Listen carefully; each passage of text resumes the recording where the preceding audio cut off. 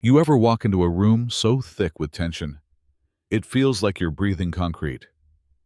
That was the courthouse. The morning officer, Travis Donnelly, went on trial. Yeah, that Travis, the one with the 5 complaints, the viral video, and the department still called him a decorated officer. He strutted in like it was just another day on patrol, chin up, jaw clenched, giving the judge this look, like he was staring down a rookie who dared to question him. But see the judge. She wasn't just any judge. She was Judge Renée Caldwell. Black, brilliant, and absolutely unbothered. And you could see it on his face the second he clocked her, like the world tilted sideways. A woman like her wasn't supposed to judge a man like him. Not in this city, not in that courtroom, not ever. Let me back up a sec. That morning, storm clouds hung low like even the sky didn't want to witness what was about to unfold. The marble steps outside were packed with reporters and locals, buzzing like a swarm of bees, everyone waiting for a show. Inside, it was standing room only. The bailiffs were twitchy. The clerk kept pretending to organize papers just to avoid eye contact. And Travis, he sat there with that smirk.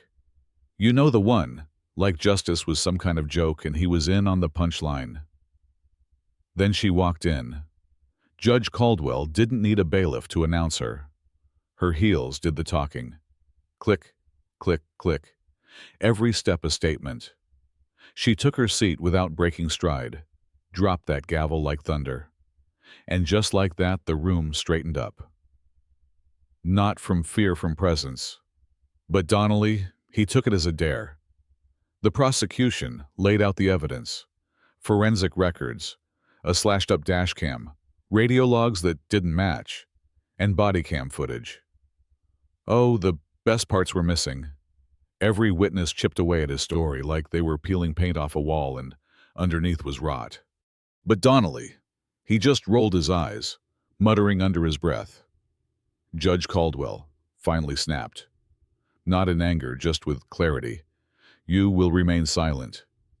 Mr. Donnelly. He leaned in, voice dripping sarcasm. With all due respect, how am I supposed to just sit here while this circus drags my name through the mud? She didn't flinch.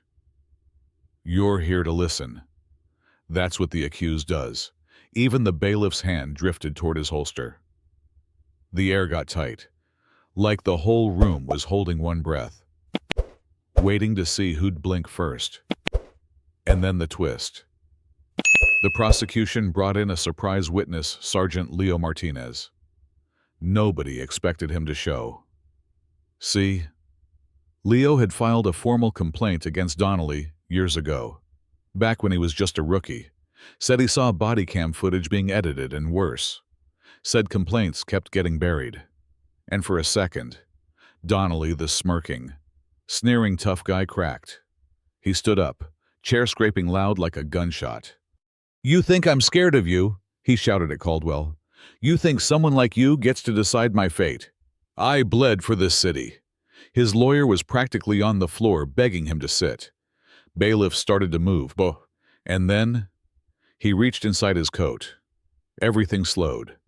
What he pulled out wasn't a statement. It was a gun. He pointed it at her. Gasps, screams, reporters ducking under benches. One bailiff lunged but froze midair. But Judge Caldwell, she didn't move, didn't blink. You brought a gun into my courtroom, she said, calm as ever. And Donnelly, teeth clenched, said, I brought the truth. The barrel shook in his hand.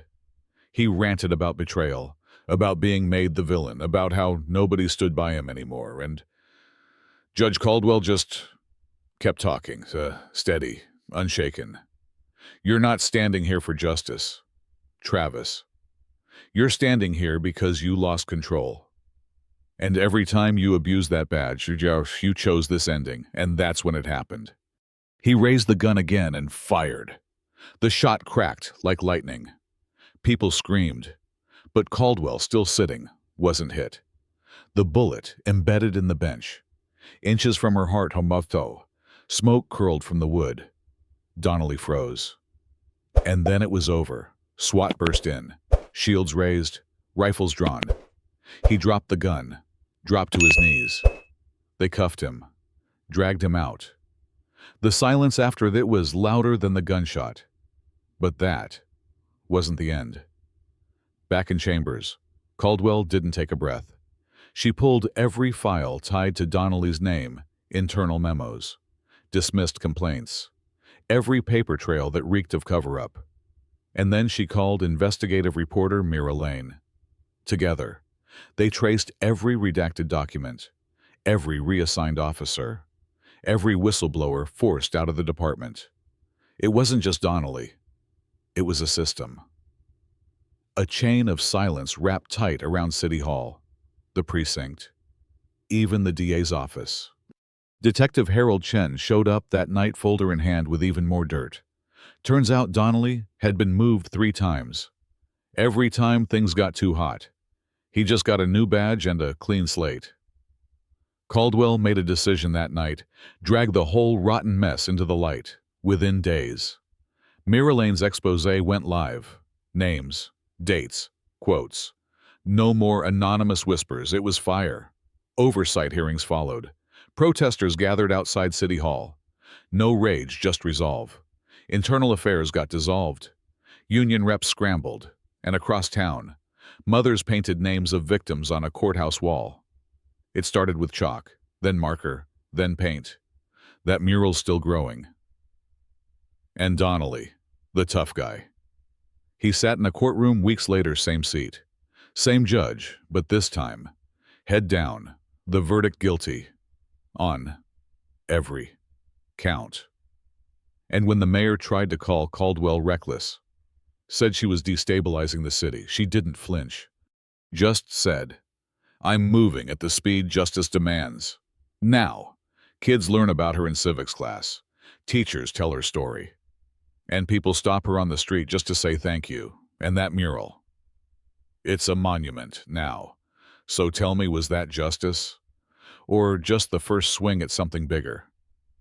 Let's talk about it down in the comments. Was she right? Was it enough? Or are we still just scratching the surface? Right, wrong, messy in between, that's where change starts.